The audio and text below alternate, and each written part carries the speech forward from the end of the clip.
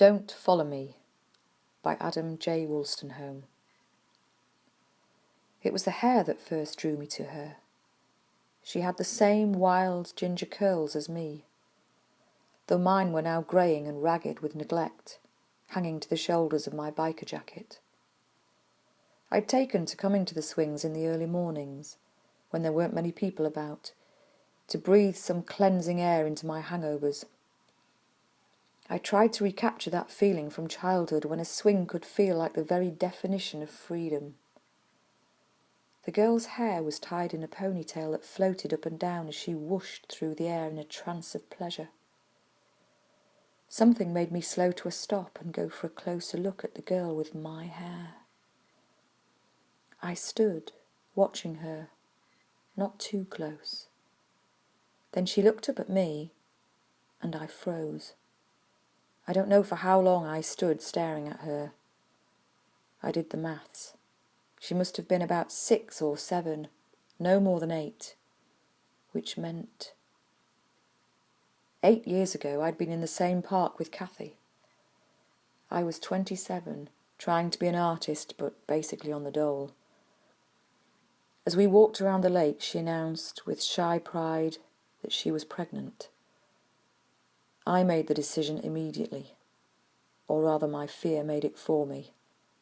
"We can't have a baby," I blurted. "You must get an abortion." Kathy stopped walking and glared at me as if seeing me for the first time. "My God," she said, shaking her head. "You're so feckless." She spat the word as if it were a curse.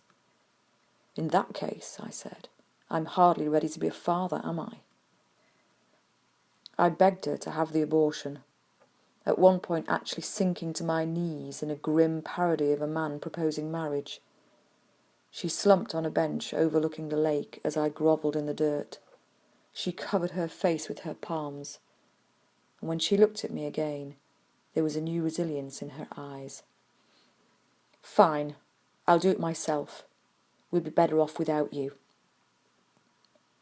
I think that was the moment I realised how much I loved her. A deep admiration that I'd never felt before or since, perhaps never will again. She walked away. I hurried after her and she shouted over her shoulder, "Don't follow me." I never saw Kathy again, but I'd just seen her face in the face of this child, our child, my child. The girl was returning my stare, not wary, just curious. She had Kathy's full lips, my wide forehead, my eyes. "Can I help you?" I turned and saw a man about my age, holding an ice cream. He was smart, fit-looking, with a trim beard and clear blue eyes.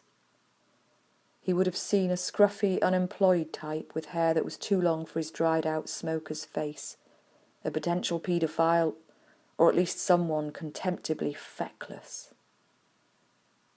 The girl had hopped off the swing and was now standing beside this man, tugging his coat, licking her ice cream.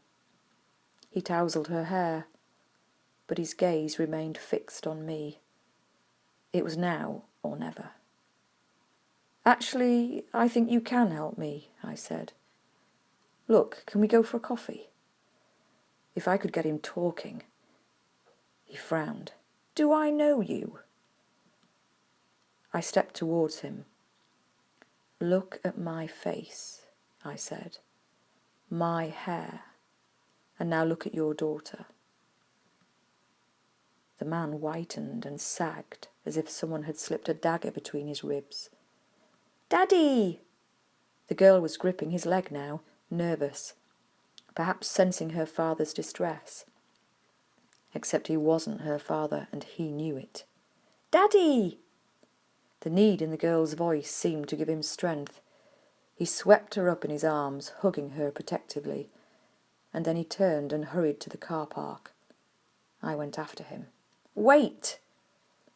The man got the girl into a gleaming estate car, strapped her in and slammed the door. Then he strode towards me, stopped and stared.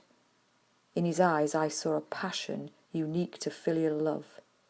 He'd kill me if he had to. "Don't follow me," he said.